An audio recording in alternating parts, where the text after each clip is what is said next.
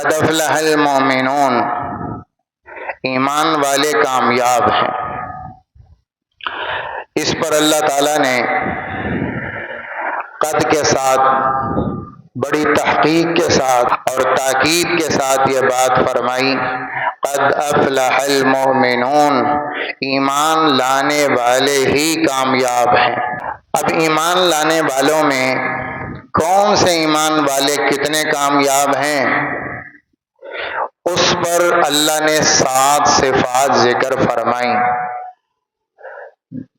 جتنا ایمان مضبوط ہوگا اتنی ان صفات میں طاقت ہوگی، اور جتنا ایمان کمزور ہوگا اتنی صفات میں کمزوری ہوگی، اور اتنے درجے کے حساب سے کامیابی ملے گی ایمان والوں کو۔ پر ایمان والوں کی 7 اللہ نے صفات کا ذکر فرمایا۔ ایمان سے صفات پیدا ہوتی، وہ صفات ایمان کی بقدر آتی۔ جتنا ایمان مضبوط اتنی ان صفتوں میں طاقت، اور جتنا ایمان کمزور ہوگا اتنا انسان صفات میں کمزور ہوگا۔ ایمان والوں کی پہلی صفت جو انسان اور مومن کو کامیابی کے اعلیٰ درجے تک پہنچائے گی، بڑے درجے کے کامیاب، ان کی پہلی صفت الذین هم فی صلاتهم خاشعون۔ سب سے پہلی صفت مومن، کامیاب مومن کی یہ ہے کہ ان کی نمازوں میں خشوع ہے۔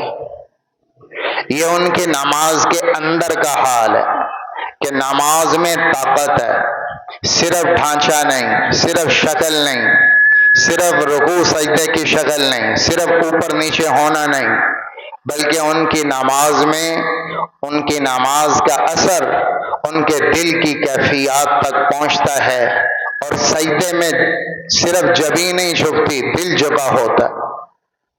رکوع میں صرف جسم نہیں جھکتا بلکہ ان کا دل جھکا ہوتا ہے۔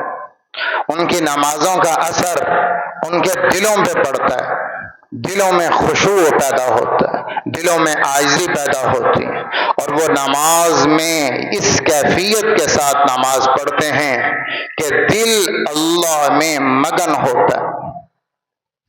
اللہ ہی ہوتا ہے، اللہ کے سوا کوئی نہیں ہوتا۔ ان کے سجدوں میں صرف اللہ ہوتا ہے، ان کے رکوع میں اللہ ہے اور کوئی نہیں۔ اللہ اکبر سے لے کر السلام علیکم تک وہ مخلوق سے کٹے ہوتے ہیں، وہ اللہ سے رابطے میں ہوتے ہیں۔ الصلاۃ معراج المومن، مومن کی معراج کہا گیا کہ اللہ اور بندے کی ملاقات ہے۔ الصلاۃ صلۃ بین العبد ورب، نماز بندے اور اللہ کے بیچ کا رابطہ ہے۔ فی صلاتہم خاشعون، ان کی نمازوں میں خشوع ہے، للہیت ہے، تواضع ہے، عاجزی ہے، انکساری ہے، اخلاص ہے، للہیت ہے، اور وہ اللہ کے ساتھ جڑے ہوئے ہیں۔ کیسی نماز کہ نماز میں تیر لگے پتہ نہیں چلا، نماز میں خون گرا پتہ نہیں چلا، نماز کی لذت میں فرق نہیں آیا، نماز میں گھر کو آگ لگ گئی پتہ نہیں چلا، نماز میں قدم کاٹ دیا گیا پتہ نہیں چلا۔ نماز کا دھیان ایسا کہ زین العابدین رحمت اللہ علیہ نماز پڑھ رہے ہیں، نفل نماز، رات کا پہر، سردی کا موسم، انگارے، موسم گرم کرنے کو کمرے میں تھے، انگیٹھی رکھی ہوئی تھی اور آپ نفل پڑھ رہے تھے، انگارہ چٹخا، مکان کو آگ لگ گئی، اور وہ آگ پھیلتی پھیلتی پورے گھر کو لپیٹ میں لیا، اور شور مچا، لوگ بھاگے، زین العابدین دروازہ کھولو، زین العابدین دروازہ کھولو۔ انہیں کوئی ہوش نہیں، جب کوئی آواز نہ آئی تو دروازہ توڑنا پڑا۔ جب دروازہ توڑ کر اندر پہنچے تو دیکھا کہ زین العابدین نماز میں مگن، آگ بجھائی، ٹھنڈی کی، زین العابدین اطمینان سے سلام پھیرا اور اس کے بعد فرمایا کہ بھائی آپ لوگ کیوں جمع ہیں، آپ کیوں آئے؟ انہوں نے کہا زین العابدین آپ پر اللہ رحم کریں، آپ کو پتہ ہی نہیں چلا کہ آگ لگی اور سارا گھر جل گیا، کہاں کچھ شور سا سنا تو تھا، کچھ تھوڑا شور سا آ تو رہا تھا، اور پھر فرمایا مجھے بالکل خبر نہ ہوئی، اس لیے کہ میں جہنم کی بڑی آگ میں مگن تھا، بڑی آگ نے مجھے چھوٹی آگ سے غافل کیا ہوا تھا۔ فی صلاتہم خاشعون، یہ نماز اللہ چاہتا ہے۔ کامل ایمان والا، کامیاب ایمان والا وہ ہے جس کی نماز میں خشوع کی طاقت ہو۔ یہ وہ نماز ہے جس کا سجدہ بادل کو کھینچتا ہے، یہ وہ نماز ہے جس نماز کسوف کا سجدہ سورج کے حالات پہ اثر ڈالتا ہے، یہ وہ طاقت کا سجدہ ہے کہ جو نماز خسوف کا سجدہ چاند کے حالات پہ اثر ڈالتا ہے، یہ وہ نماز استسقاء کا سجدہ ہے جو بارش کے بادل لاتا ہے، یہ وہ نماز کا سجدہ ہے جو دنیا کے حالات کو بدلتا ہے، یہ وہ نماز کا سجدہ ہے جو روزی کو کھینچتا ہے، یہ وہ نماز کا سجدہ ہے جو آدمی کو گناہوں سے بچاتا ہے، یہ وہ نماز کا سجدہ ہے جو آدمی کو تمام شریعت کے حکم پر کھڑا کرتا ہے۔ من اقامہا فقد اقام الدین ومن ہدمہا فقد ہدم الدین، اللہ کے نبی نے کہا جس نے نماز کو قائم کیا وہ سارے دین پہ آ جائے گا، اور جس نے نماز کو اٹھایا وہ سارے دین کو گرائے گا۔ یہ وہ نماز ہے جو پورے دین پر لاتی۔ ہماری نماز ہمیں برائی سے نہیں روک رہی کہ نماز میں جان نہیں، طاقت نہیں، خشوع نہیں، صرف ڈھانچہ ہے، صرف جھکنا ہے، اٹھنا ہے، پر اس کے اندر وہ کرنٹ نہیں ہے۔ پنکھے ہیں، لائٹیں ہیں، وائرنگ ہے، تاریں ہیں، اس سے تو پنکھا نہیں چلتا، بلب بڑی پاور کے لگے ہیں تو اس سے تو روشنی نہیں آئے گی۔ اس تار میں اس کے پیچھے ایک کرنٹ چاہیے، وہ اندر بجلی کا کرنٹ، اس پنکھے کی طاقت ہے، اس بلب کی طاقت ہے، اس سے روشنی آئے گی، اس سے ہوا آئے گی، سارے کام بنیں گے، پیچھے کرنٹ چاہیے۔ ہماری نماز کی صرف وائرنگ ہے، صرف ڈھانچہ ہے، اس کے پیچھے کرنٹ نہیں، خشوع کا، خضوع کا، اخلاص کا، للہیت کا، تقوی کا۔ اس لیے ہماری نماز فحشاء سے نہیں روک رہی، ہماری نماز منکر سے نہیں روکتی، ہماری نماز تاجر کو غلط تولنے سے نہیں روکتی، ہماری نماز زبان کو جھوٹ سے نہیں روکتی، ہماری نماز آدمی کو حیا پر نہیں لاتی، ہماری نماز چوری اور ڈاکے سے نہیں روکتی، ہماری نماز ہمیں رشوت لینے سے نہیں روکتی، ہماری نماز عورت کو پردے پر نہیں لاتی، ہماری نماز آدمی کے وجود کو تقوی پر نہیں لاتی، ہماری نماز حرام کے لقموں سے نہیں بچاتی، ہماری نماز ہمارے کان کو گانے سے نہیں بچاتی، ہماری نماز ہمارے بول کو پاک نہیں کرتی، ہماری نماز ہمارے وجود کو حلال پر نہیں لاتی، ہماری نماز ہماری کمائیوں کو حرام سے نہیں بچاتی، ہماری نماز ہمارے پورے دین کو کھڑا کرنے پر نہیں لاتی، ہمیں دین پہ کھڑا نہیں کرتی، کیونکہ نماز نہیں ہے، صرف تصویر ہے۔ شیر کی تصویر اور شیر کی حقیقت میں بڑا فرق ہے۔ صرف نماز کی تصویر ہے، نماز کی حقیقت نہیں ہے۔ نماز کی حقیقت صحابہ نے پڑھ کے دکھائی اور کر کے دکھائی، ان کے بول میں طاقت تھی، ان کے سجدوں میں طاقت تھی، وہ اللہ کے سامنے کھڑے ہوتے تو زمین آسمان کا نظام بدل کے رکھ دیتے، وہ اللہ کے سامنے ہاتھ باندھ کے کھڑے ہوتے فرشتوں میں کھلبلی مچ جاتی اور نظام کائنات بدل جاتا، وہ اللہ کے سامنے کھڑے ہوتے تو دروازے اللہ کے خزانوں کے دروازے کھلوا دیتے، فیصلے کروا دیتے۔ ان کے سجدوں میں یہ طاقت تھی کہ وہ اللہ کے عرش کے دروازے کھلوا سکتے تھے، ان کے سجدوں میں طاقت تھی۔ کیوں کہا اللہ نے کہ چاند کو گرہن لگے تو نماز پڑھو، सूरज को ग्रहण लगे तो नमाज पढ़ो, बादल नहीं आ रहे, बारिश नहीं हो रही तो नमाज पढ़ो। नमाज का और बादल का क्या रिश्ता है? नमाज का और सूरज का क्या ताल्लुक है? नमाज और चांद के निजाम शमसी का क्या ताल्लुक है? ये तो फल्कियात हैं, वो तो और सैयारे हैं, उसका हमारे सजदे से क्या बनेगा? कहा नहीं नहीं, तुम सजदों की ताकत नहीं समझते।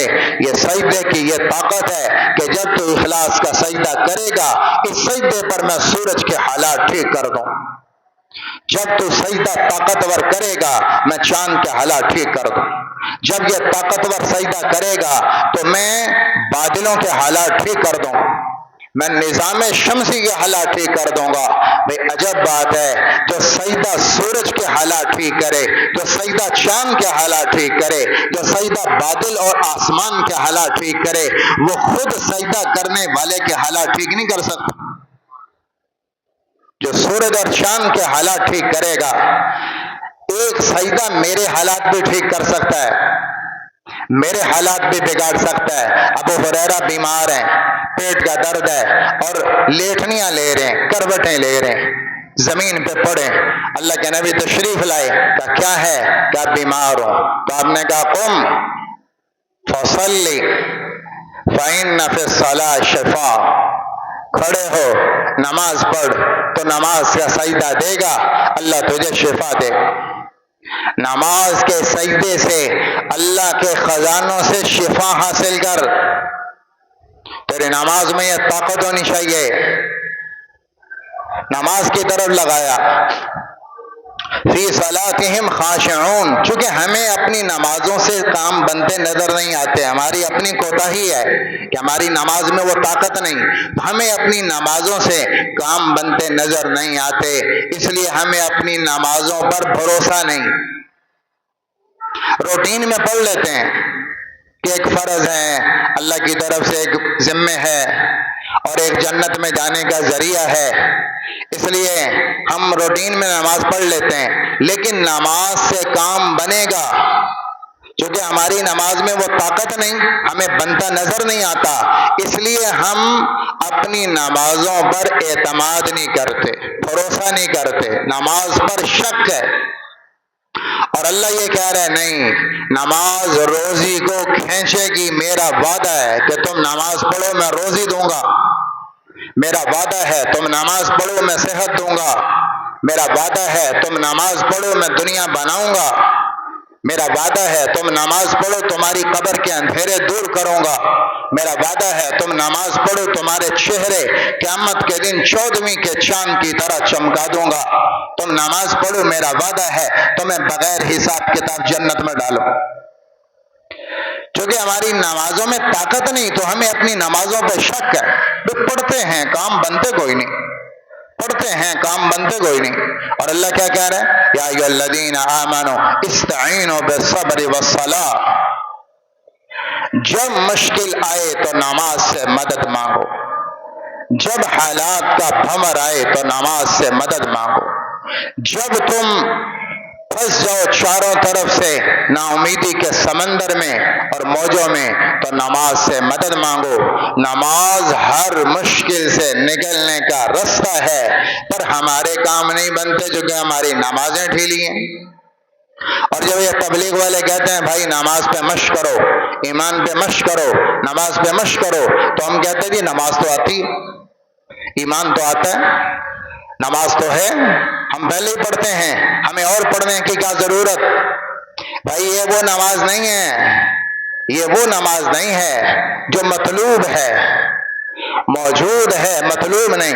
मतलूब वो ईमान है, वो नमाज है जो सहाबा के पास थी और जो अंबिया लेकर आए, जिस नमाज से काम बनते नजर आए।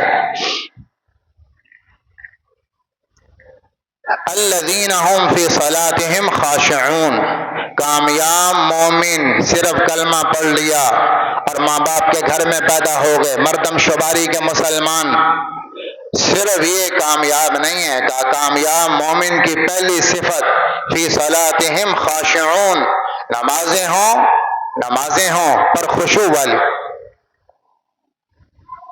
एक सहाबी नमाज पढ़ रहे हैं, اللہ کے رسول دیکھ رہے ہیں اور وہ اپنی داڑھی سے کھیر رہے، نماز کے اندر اپنے داڑھی کے بالوں سے کھیر رہے ہیں، انہیں سنوار رہے ہیں۔ تو آپ نے فرمایا اگر اس کے دل میں خشوع ہوتا تو اس کے جسم میں خشوع نظر آتا۔ یہ جو اپنے ہاتھ حرکت میں ہے نماز میں، یہ بتا رہا ہے کہ نماز میں دل میں خشوع کوئی نہیں، صرف روٹین کی نماز پڑھ رہا ہے۔ اگر دل میں خشوع ہوتا تو اعضاء میں سکون ہوتا، جسم کی حرکت نہ ہوتی، نگاہ دائیں بائیں نہ ہوتی، پورے اخلاص اور توجہ سے بتاتا جسم کہ دل میں خشوع ہے۔ تو پہلی صفت ہے بھائی اپنی نمازوں پر محنت، اپنی نمازوں کی طاقت، نمازوں میں طاقت ایمان کی طاقت سے آتی۔ دوسری صفت کامل مومن کی، والذین هم عن اللغو معرضون، جو لا یعنی اور لغو سے بچتے ہیں۔ لا یعنی اور لغو باتیں، بے مقصد باتیں، بے مقصد کام، جس کا نہ دنیا میں کوئی فائدہ نہ آخرت میں کوئی فائدہ، ایسی لایانی گفتگو، ایسا لایانی وقت، ایسی لایانی کام اور حرکتیں مومن کی شان نہیں۔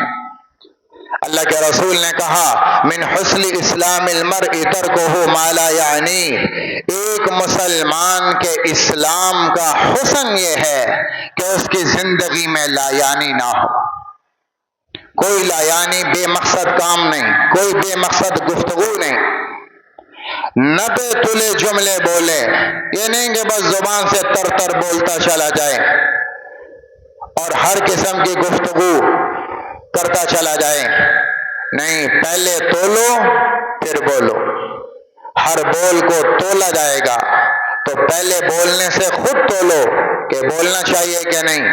آپ نے فرمایا ایسا کلام مت کہو جس سے کل کو معذرت کرنی پڑے کہ جی سوری کرتا ہوں، میں اپنے الفاظ واپس لیتا ہوں، مجھے یہ نہیں بولنا چاہیے تھا پر میں بول گیا۔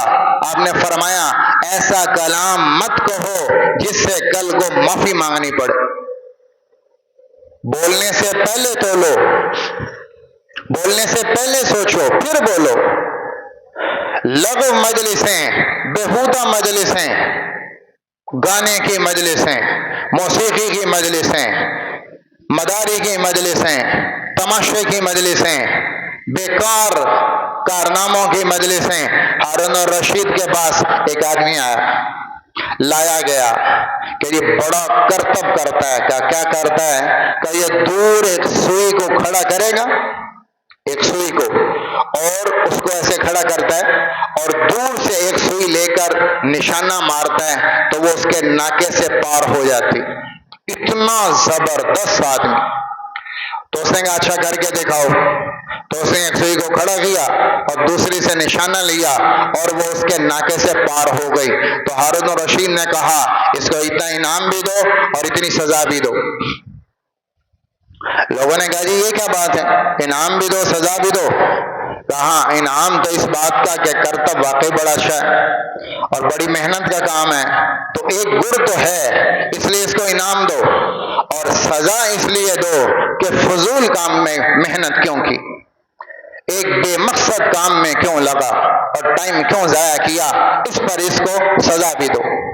کہ مومن کی شان نہیں ہے وقت کو ضائع کرنا، مومن کے اسلام کے خلاف ہے، اس کی ایمان کی صفت کے خلاف ہے کہ وہ فضول کاموں میں لگے۔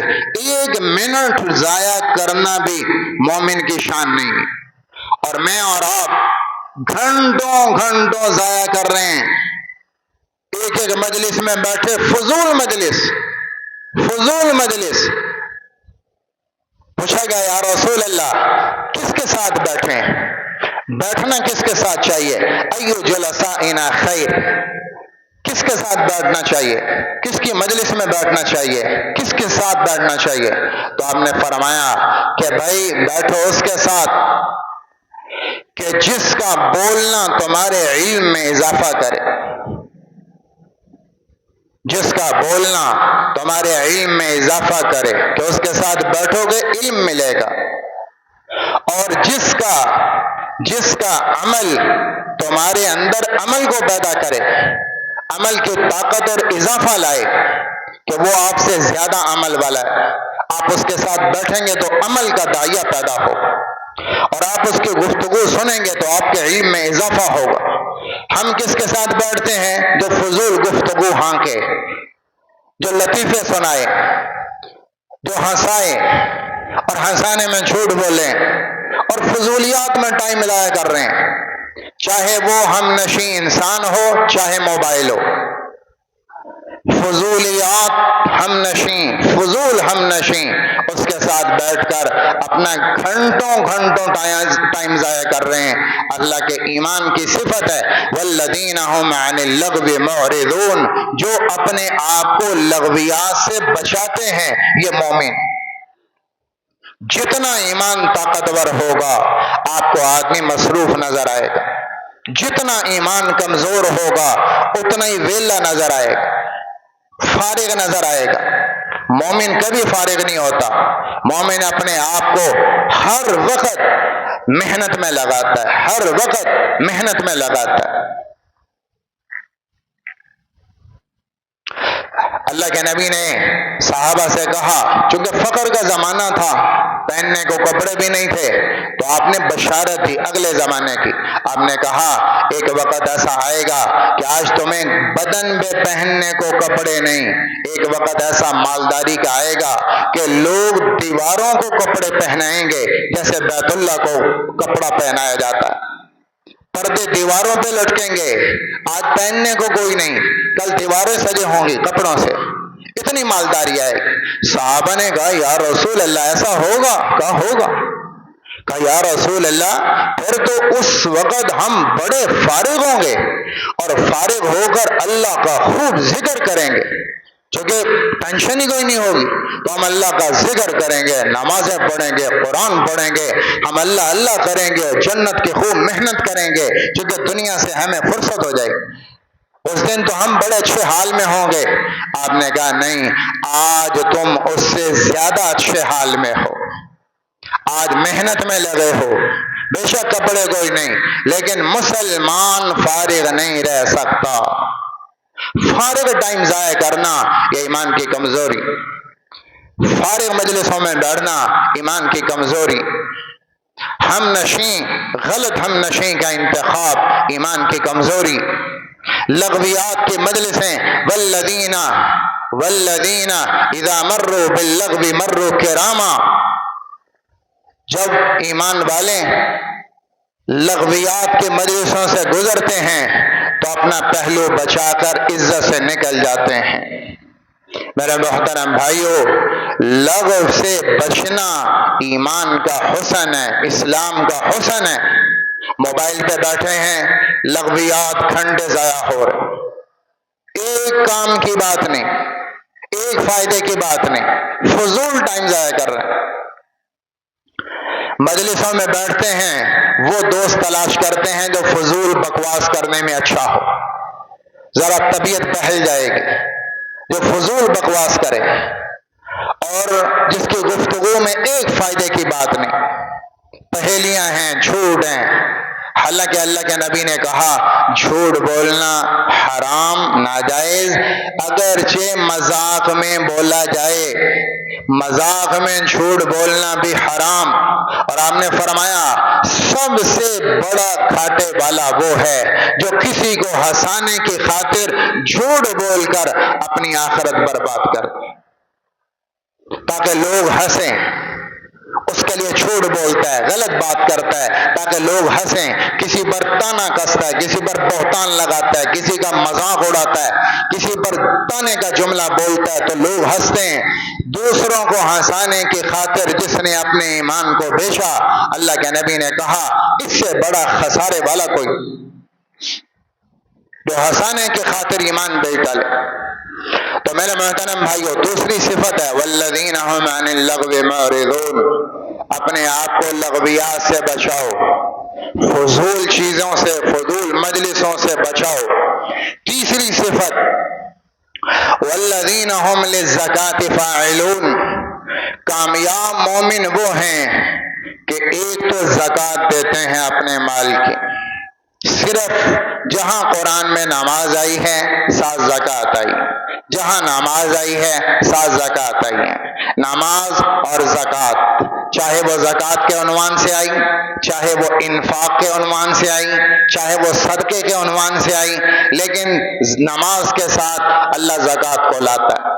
جہاں نماز آتی زکوٰۃ آتی۔ یقیمون الصلاۃ وینفقوا، اقاموا الصلاۃ وآتوا الزکاۃ۔ نماز اور زکوٰۃ، نماز اور زکوٰۃ، ان دونوں کو اللہ نے اکٹھا کیا کہ کوئی نمازی ایسا نہیں ہو سکتا جو نماز پڑھے اور زکوٰۃ نہ دے۔ عبداللہ بن عباس تو یہ فرماتے ہیں دونوں میں سے ایک کرے ایک نہ کرے دوسرا قبول نہیں۔ نماز پڑھتا زکوٰۃ نہیں دیتا تو نماز قبول نہیں، زکوٰۃ دیتا نماز نہیں پڑھتا تو زکوٰۃ قبول نہیں۔ دونوں جڑی ہوئی چیزیں۔ اقاموا الصلاۃ وآتوا الزکاۃ، یہ اللہ نے دونوں کو جوڑا ہے۔ اس پر تو حضرت ابو بکر رضی اللہ عنہ نے جہاد کا اعلان کیا، من فرق بین الصلاۃ والزکاۃ، جو نماز اور زکوٰۃ میں فرق کرے گا ابو بکر اس سے جہاد کرے۔ کہ لوگوں نے کہا ہم نماز پڑھیں گے پر زکوٰۃ نہیں دیں گے، نماز پڑھیں گے، کلمہ پڑھیں گے، اللہ اللہ کریں گے، سب کچھ کریں گے پر زکوٰۃ نہیں دیں گے۔ اس پر ابو بکر نے اعلان کیا من فرق بین الصلاۃ والزکاۃ، نماز اور زکوٰۃ کو اللہ نے اکٹھا کیا ہے، جو ان کو الگ کرے گا کہ میں نماز پڑھوں گا پر زکوٰۃ نہیں دوں گا، ابو بکر اس سے جہاد کرے۔ یہ دو اکٹھی چیزیں ہیں، نماز اور زکوٰۃ۔ کتنے نمازی ہیں زکوٰۃ نہیں دیتے، بخیل نمازی، بخیل، صدقہ نہیں دیتے، نماز نہیں دیتے، زکوٰۃ نہیں دیتے، نمازی ہیں پر بخیل، ان کی نمازوں کی قبولیت میں شک ہے۔ اور کتنے لوگ ہیں صدقہ خیرات زکوٰۃ بہت کرتے ہیں پر نماز نہیں پڑھتے، کہتے ہیں جی اصل تو خدمت ہے، اصل تو انسانیت کا درد ہے، نماز سے کیا ہوتا ہے، نماز سے کیا ہوتا ہے، یہ بھی غلطی ہے۔ اور جو کہتے ہیں نماز پڑھو زکوٰۃ سے کیا ہوگا، نماز سے سارے کام بن جائیں گے، یہ بھی غلط ہے۔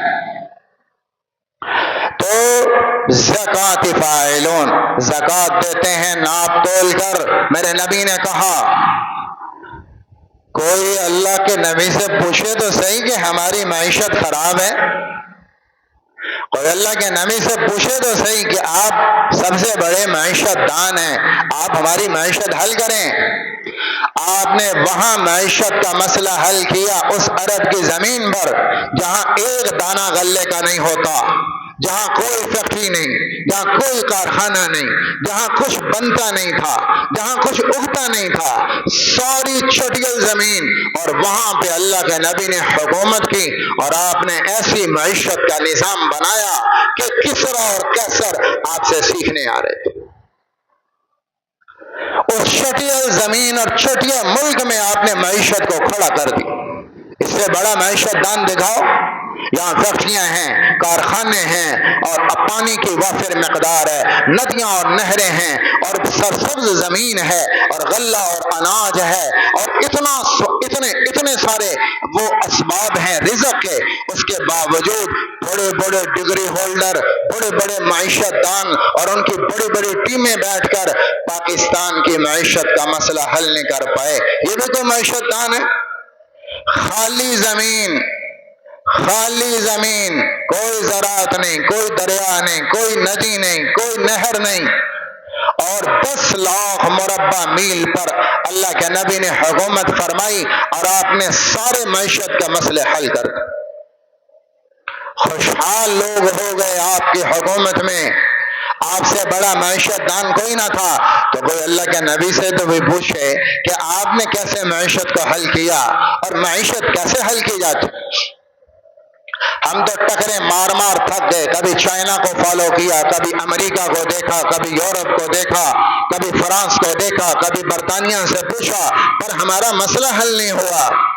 آپ بتائیں تو اللہ کا نبی کہہ رہے ہیں جب مالدار زکوٰۃ روکتا ہے اور جب زمیندار عشر روکتا ہے اس ملک کا غربت کا، مہنگائی کا، بے روزگاری کا مسئلہ کوئی طاقت حل نہیں کر سکتی۔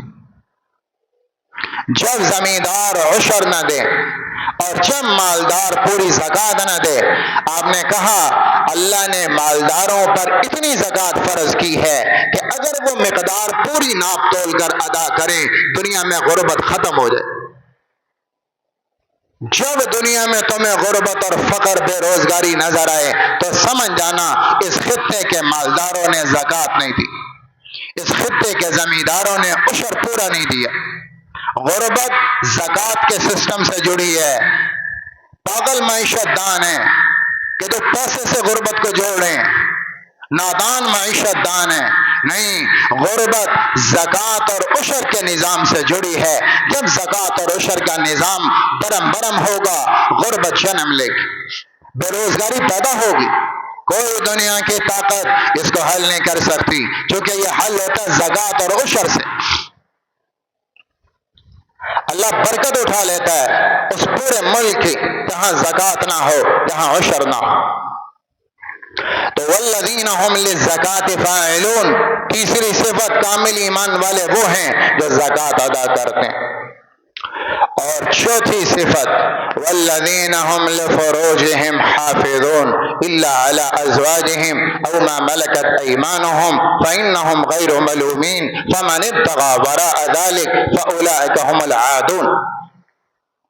چوتھی صفت جو اپنی شرمگاہوں کی حفاظت کرتے ہیں، جو اپنی عصمت کی حفاظت کرتے ہیں، جو اپنی حیا پاک دامنی کی حفاظت کرتے ہیں، یہ کامل ایمان کے ساتھ یہ جڑا ہوا ہے۔ ایمان کی طاقت کے ساتھ اللہ نے اس کو جوڑا ہے۔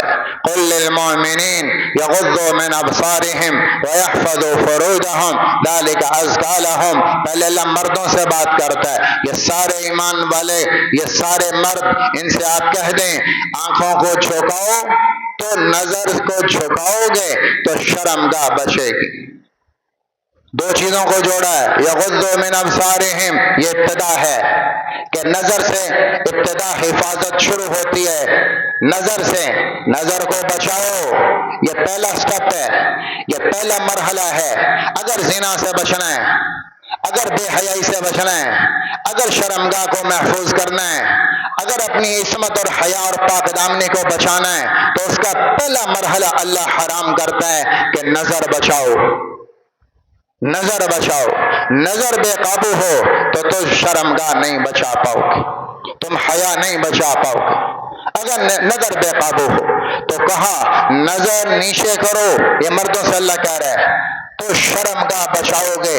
ذالک ازکی لہم، اس سے معاشرہ پاک ہوگا۔ پھر اللہ نے الگ سے کہا عورتوں کو، وقل للمؤمنات یغضضن من ابصارهن ویحفظن فروجهن، آپ سارے ایمان والی عورتوں کو بھی الگ سے کہیں، اسپیشل کہیں کہ تم بھی اپنی نظریں جھکاؤ تو اپنی شرمگاہ کو بچا پاؤ گے۔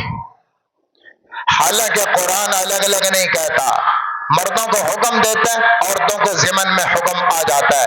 دین کا طریقہ یہ ہے، قرآن کا طرز یہ ہے، پر یہاں دونوں کو الگ الگ کہا، مردوں کو الگ کہا نظریں جھکاؤ پاک دامنی بچاؤ، عورتوں سے الگ کہا نظریں جھکاؤ پاک دامنی بچاؤ، تاکہ معاشرہ پاک ہو،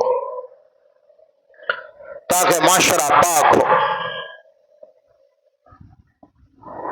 ایمان آئے گا تو نظر جھکے گی، ایمان آئے گا تو شرمگاہ کی حفاظت ہوگی۔ اور اللہ کے نبی نے کیا کہا، من یضمن لی ما بین لحییہ وما بین رجلیہ اضمن لہ الجنہ۔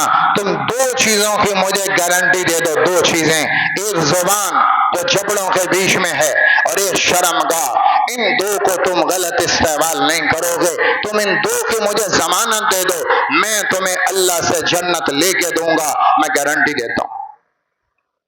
تم زبان اور شرمگاہ ان دو کو بچاؤ گے اور مجھے ضمانت دے دو، میں تمہیں جنت کی ضمانت دیتا ہوں۔ تم یہ دو چیزیں غلط استعمال نہ کرو۔ اور آپ نے کہا پوچھا گیا یا رسول اللہ سب سے زیادہ جنت پہنچانے والی چیز کیا ہے؟ ما اکثر ما یدخل الجنہ، سب سے زیادہ لوگوں کو جنت میں پہنچاتی ہے کون سی چیز؟ آپ نے کہا دو چیزیں، حسن الخلق اور تقوی، اچھے اخلاق اور تقوی، یہ سب سے زیادہ جنت لے جانے والی۔ پھر پوچھا گیا ما اکثر ما یدخل الناس النار، سب سے زیادہ لوگوں کو جہنم میں گرانے والی چیز کیا ہے؟ تو آپ نے کہا وہ دو، الفم والفرج، الفم والفرج، ایک منہ اور ایک شرمگاہ، یہ سب سے زیادہ جہنم میں لے جاتی ہیں۔ منہ کے ذائقے حرام، ان کے اندر لقمے حرام، ان میں زبان کے بول حرام، ان میں ناگن جیسی، ان میں ناگ جیسی زبان اور زبان کا اگلتا زہر، اور ان کے پیٹ کی شہوت کی خاطر حلال حرام کو برابر کیا، پیٹ کی بھوک کی خاطر سارے عورت نے عزت کو بیچا اور سارے گناہ حلال۔ تو ایک آدمی کو سب سے زیادہ جہنم میں پہنچاتا پیٹ، منہ، اور دوسرا شرمگاہ کی شہوت۔ شرمگاہ کی شہوت، نظر غلط ہو گئی، شرمگاہ میں شہوت تو ہاتھ غلط اٹھے گا، غلط جذبوں سے اٹھے گا، نظر اور شرمگاہ کی شہوت تو بول غلط بولا جائے گا، اور شرمگاہ کی شہوت تو قدم شہوت سے اٹھے گا۔ میرے نبی نے کہا آنکھ زنا کرتی، کان زنا کرتے ہیں، ہاتھ زنا کرتے ہیں، زبان زنا کرتی ہے، پاؤں زنا کرتے ہیں، اور پھر شرمگاہ اس کی تصدیق کرتی ہے اور اس پر مہر لگاتی ہے۔ پوچھا گیا یا رسول اللہ ہاتھ کیسے زنا کرتے ہیں، زبان کیسے زنا کرتی ہے؟ آپ نے کہا ہاتھ کا، آنکھ کا زنا دیکھنا ہے، جس نے شہوت سے نظر ڈالی ہے زانی ہے، جس نے شہوت سے بول سنا عورت کا یہ زانی ہے، اس کے کان زانی ہیں، یہ زنا کر رہا۔ جس نے شہوت سے پکڑا اور چھوا اور ہاتھ لگایا یہ زانی ہے، اس کے ہاتھ زنا کر رہے ہیں۔ جس نے شہوت سے اس طرف کو قدم اٹھائے یہ زنا والی طرف قدم اٹھا رہے ہیں، اس کے قدم زانی۔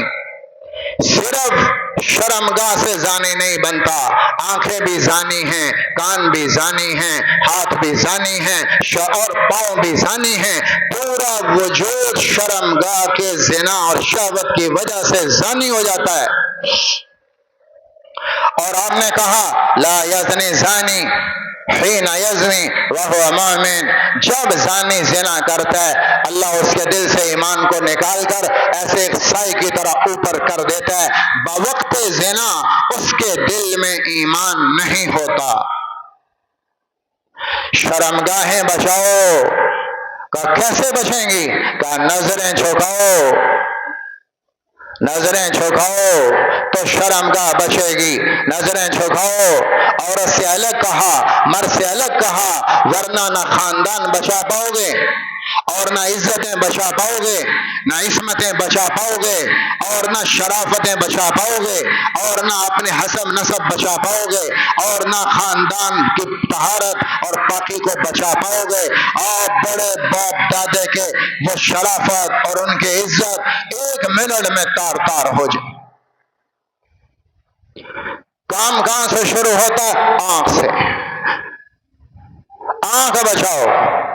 عمیر بن حبیب سلمی شاہ روم نے پکڑا 8 ساتھیوں کے ساتھ، عمر بن عبدالعزیز رحمت اللہ علیہ کا زمانہ تھا، پکڑا سامنے لایا، پہلے عیسائیت کو پیش کیا، عیسائی ہو جاؤ چھوڑتے ہیں، انہوں نے کہا نہیں ہوتے، پھر وہ دھمکی بھرایا، تیل کا کڑایا، اس میں نیچے جلائی آگ، اور عمیر کے ساتھیوں کو پکڑا اور آگ میں ڈالا، وہ 1 منٹ میں جل بھن کر ختم ہو گئے۔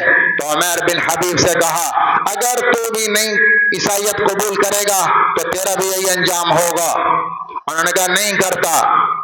ڈالنے کے لیے لے جانے لگے تو ایک رومی سردار کھڑا ہوا، اس نے کہا کہ آپ میرے بہاف پر میری گارنٹی اور ضمانت پر عمیر کو چھوڑ دیں، میں گارنٹی لیتا ہوں کہ میں اس کو عیسائی بنا دوں، آپ میری ضمانت پہ چھوڑ دیں، عیسائی بنانا میری ذمہ داری۔ اس کی گارنٹی پہ چھوڑا، اس نے عمیر کو لیا، گھر پہنچا، سورج جیسی حسین بچی اور لڑکی جوان اور عمیر بھی جوان، ان کو بند کیا کمرے میں، اور شراب اور کھانے اور مقویات اور غذائیں سب، اور سارے اسباب برائی کے فراہم کیے، اور اپنی بیٹی سے کہا 3 دن دیتا ہوں تجھے، 3 دن عمیر بن حبیب سے زنا کروا، کہ جب یہ زنا پر آئے گا تو ایمان بیچنے پر آئے گا، جب یہ بدکاری پر آئے گا تو عیسائی بنے گا۔ یہ طریقہ ہے عیسائی بنانے کا کہ پہلے اس کی حیا چھینو پھر ایمان چھینو۔ آج ہمارے معاشرے پر بے حیائی کا وار ہے، الیکٹرانک میڈیا، پرنٹ میڈیا، ڈرامے اور فلمیں اور موبائل، پورا باطل اور پورا مغرب آپ کے گھروں پہ وار کر رہا ہے۔ آپ کو نہیں پتا میدان جنگ چھڑا ہوا ہے، وہ میدان جنگ ہماری تہذیب ہے، ہماری ثقافت ہے، ہماری حیا ہے، ہمارا پردہ ہے، ہماری تہذیب ہے، ہمارا کلچر ہے، ہمارا دین ہے، ہمارے پردہ 4 دیواری ہے۔ آج سارا باطل اس 4 دیواری پر حملہ آور ہے، اور ہمیں پتہ نہیں، لاشعوری طور پر ہم ہارتے جا رہے ہیں، اور اس نظریاتی جنگ میں ہم ہار گئے ہیں۔ مسلمان بچیاں پردے اتر گئے، مسلمان گھر کی خاتون بے حیا ہے، مسلمان گھر کی خاتون ناچ رہی ہے، ہم ہار گئے اور باطل جیت گیا، ہمارا پردہ اتر گیا، ہماری چنیاں چھن گئیں، ہماری عورت عزت بیچنے پر آ گئی، ہماری عورت کی 4 دیواری ختم ہو گئی، اور باپ بھی خوش ہے، ماں بھی خوش ہے۔ کبھی وہ 4 دیواری تعلیم کے نام پر بکی، اور کبھی وہ 4 دیواری نوکری کے نام پر بکی، کبھی وہ 4 دیواری 4 ٹکے پر بکی، اور کبھی وہ 4 دیواری کسی اور عنوان اور خوبصورت ٹائٹل کے ساتھ بکی، اور ہمیں نہیں پتا چلا، ہم ٹائٹل پہ خوش ہوتے رہے اور ہماری حیا بک گئی، ہمیں پتہ نہیں چلا۔ اسی کو تو کہا تھا وائے ناکامی متائے کارواں جاتا رہا، کارواں کے دل سے احساس زیاں جاتا رہا، لٹ گئے اور لٹنے کا پتہ کوئی نہیں۔ تو عمیر کو کہا بیٹی کو 3 دن ہیں زنا کروا، 3 دن زور لگایا، 3 دن، اور 3 دن میں عمیر بن حبیب سلمی نے آنکھ اٹھا کے نہیں دیکھا۔ کیا جتن لڑکی نے کیا ہوگا، کیا قریانی فحاشی اور کیا کیا نخرہ اور کیا برہنہ پن دکھایا ہوگا، پر بات تو یہ ہے جو اللہ کہہ رہا ہے، نظر اٹھے تو بات چلے۔ 3 دن میں دیکھا نہیں، لڑکی ہر جتن کر کے تھک گئی۔ 3 دن کے بعد کہا ایک تو ہے ایک میں ہوں، تجھے روک کون رہا ہے؟ سارے اسباب مہیا ہیں، روکتا کون ہے؟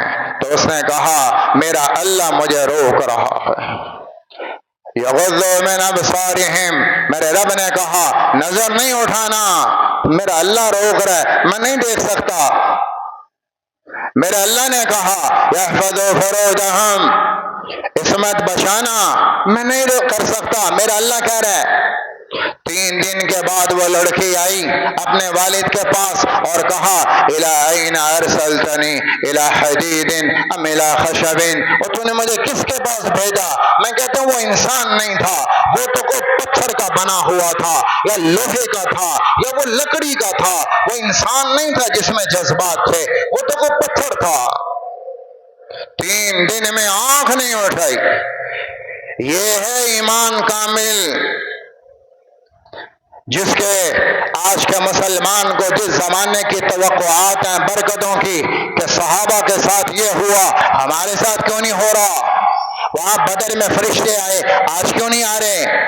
وہاں احد میں مدد آئی، آج کیوں نہیں آ رہی؟ حالانکہ ہم بھی تو کلمہ پڑھتے ہیں، ہم بھی تو نماز پڑھتے ہیں، ہم بھی تو قرآن پڑھتے ہیں۔ نہیں بھائیو، وہاں ایمان کی سطح یہ تھی، ہمارے ایمان کی سطح کیا ہے؟ اپنی نظروں سے حساب کر لو کہ ایمان کی سطح کیا ہے، کتنا نظر کو بچاتے ہیں۔ والذین هم لفروجہم حافظون، کا کامل ایمان والے جو اپنی عصمت کو بچائیں، مومن ہو بے حیا ہو، یہ بات جمع نہیں ہوتی۔ میرے نبی نے کہا اول ما تفقدون من هذه الامہ، سب سے پہلی چیز جو اس امت کے دین سے اللہ اٹھائے گا وہ دو چیزیں، امانت اور حیا۔ امانت اور حیا سب سے پہلے۔ لوگ نماز پڑھیں گے، روزہ رکھیں گے، حج کریں گے، عمرے ہر سال کریں گے، تہجد بھی پڑھیں گے، سب کچھ ہوگا، پر حیا نہیں ہوگی اور امانت نہیں ہوگی۔ سب سے پہلے اللہ امانت اور حیاداری کو اٹھائے گا۔ اگلی صفت، پانچویں صفت، والذین هم لاماناتهم، چھٹی صفت وعہدہم راعون، امانت اور وعدہ اس کی پاسداری کرتے ہیں، امانت میں خیانت نہیں کرتے، امانت میں خیانت نہیں کرتے، امانت میں خیانت نہیں کرتے۔ امانت کا مفہوم بڑا ہمارے ہاں تنگ ہے، بہت تنگ ہے۔ ہم کہتے ہیں مال کسی نے رکھوایا تو یہ امانت ہے، صرف یہ امانت ہے۔ نہیں نہیں، اللہ نے جو آپ کو دیا وہ امانت، اللہ نے جو جسم دیا امانت، جو آنکھ کان ناک وجود دیا امانت، جو اللہ نے روزی دی آپ کے پاس امانت، اگر دکان کی شکل ہے تو وہ امانت، اگر بیوی کی نعمت ہے تو امانت، اگر اولاد دی ہے اللہ نے وہ امانت، اگر اللہ نے جوانی دی ہے تو امانت، زندگی اور وقت دیا ہے وہ امانت، اللہ نے جو نعمتیں آپ پر کی ہیں وہ امانت، اور روحانی طور پر جو دین اللہ نے دیا وہ امانت، جو نبی اللہ نے دیا وہ شریعت وہ سنت امانت، یہ ساری امانت کی چیزیں ہیں۔ میرے نبی نے کہا الصلاۃ امانۃ، الوضوء امانۃ، المکیال کیل امانۃ، الوزن امانۃ، ناپ تول میں صحیح ناپ کرنا امانت ہے، صحیح ماپنا امانت ہے، وضو بھی امانت ہے، نماز بھی امانت ہے، دین سارا امانت ہے۔ ہمارے ہاں تصور یہ ہے کہ صرف مال امانت نہیں ہے، جو نماز نہیں پڑھتا یہ خیانت کرتا ہے، جو وضو نہیں کرتا یہ خائن ہے، صرف وہ خائن نہیں جو مال میں گڑبڑ کرتا ہے، جو دین میں نہیں آتا یہ بہت بڑا خیانت کرنے والا، جو اللہ کے جسم کو دیے ہوئے جسم کو اللہ کے نافرمانی پر استعمال کرتا ہے، آنکھ غلط ہے، کان غلط ہے، وجود غلط ہے، زبان غلط ہے، ہاتھ غلط ہے، یہ امانت دار نہیں ہے، یہ خائن ہے، یہ اللہ کا خائن ہے۔ جس نے مال کو غلط لگایا یہ اللہ کا خائن ہے، جس نے اولاد کو غلط استعمال کیا اور غلط تربیت کی یہ اللہ کا خائن ہے۔ یہ صرف وہ نہیں جو مال میں خیانت کرے، اللہ کے ہاں امانت کا مفہوم بہت بڑا ہے۔ امانت سب سے پہلے، ابھی میں نے بتایا اللہ کے نبی نے کہا سب سے پہلے امت سے جو اٹھایا جائے گا وہ امانت کا۔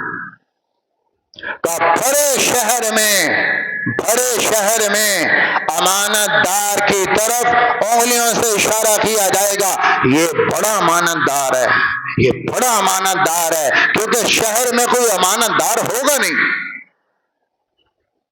لوگ امانت دار کی طرف اشارے کریں گے، یہ بہت بڑا امانت دار ہے، یہ بہت بڑا امانت دار ہے، کیونکہ پورا شہر نمازی ہوگا پر امانت دار نہیں ہوگا۔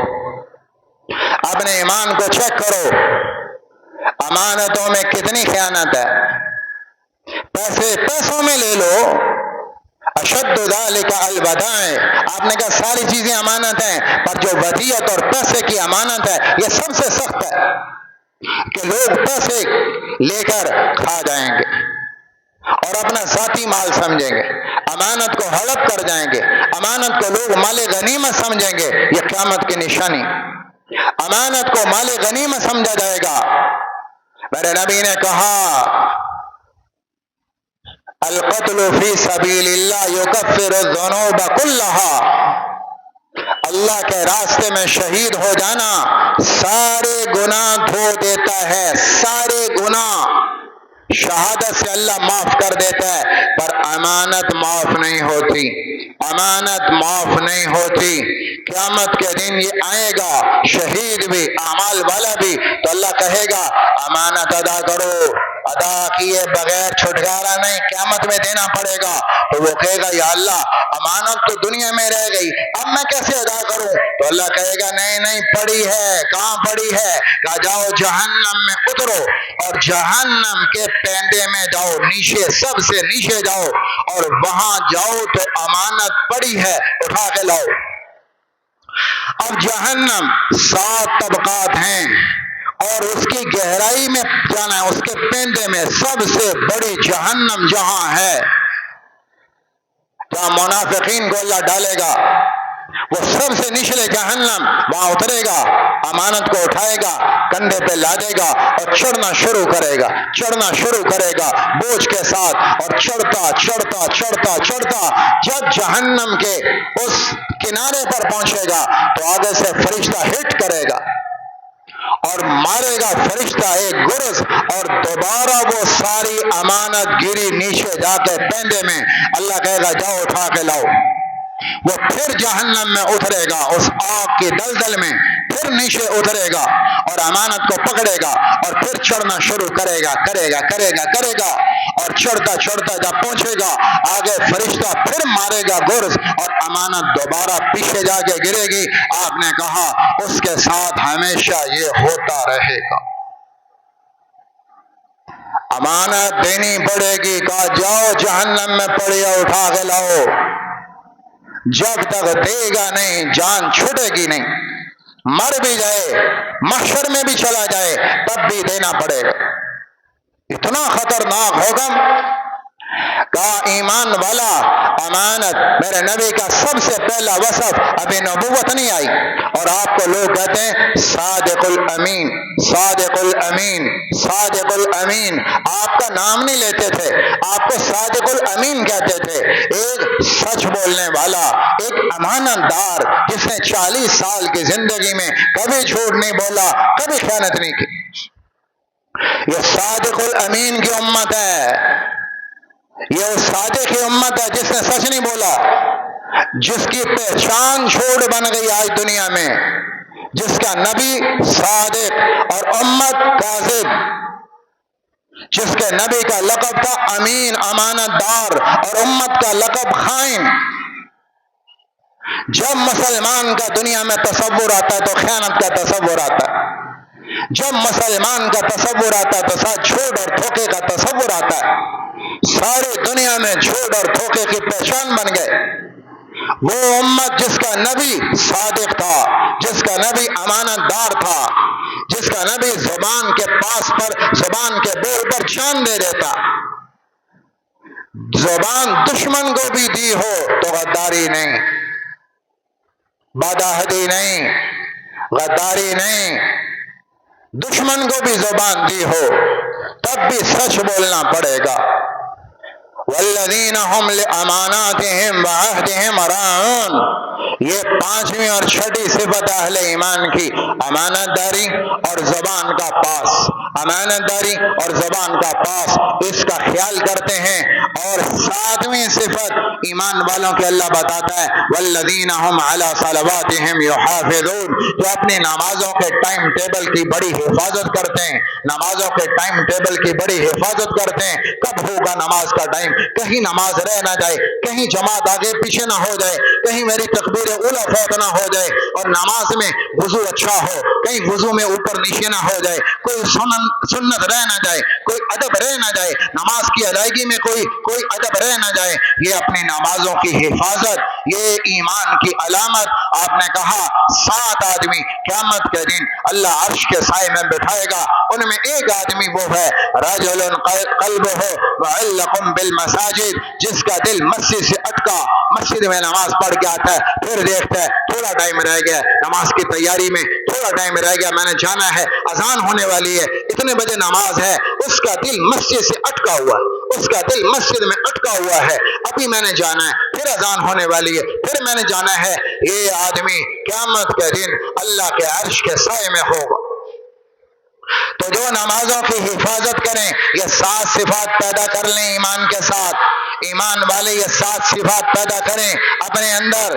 نماز میں خشوع ہو، لغویات سے بچنا ہو، اور اپنے زکوٰۃ کو ادا کریں، اپنی شرمگاہ اور پاک دامنی کی حفاظت کریں، امانت کا پاسداری کریں، اپنی زبان کا عہد پورا کریں اور اپنی نمازوں کے اوقات کی حفاظت کریں، یہ 7 کام کر لیں، اللہ بشارت دیتا ہے اولئک هم الوارثون الذین یرثون الفردوس هم فیہا خالدون۔ یہ 7 ایمان والے صفتیں لے آؤ، میں وعدہ کرتا ہوں صرف جنت کا نہیں، جنت الفردوس عطا کروں گا۔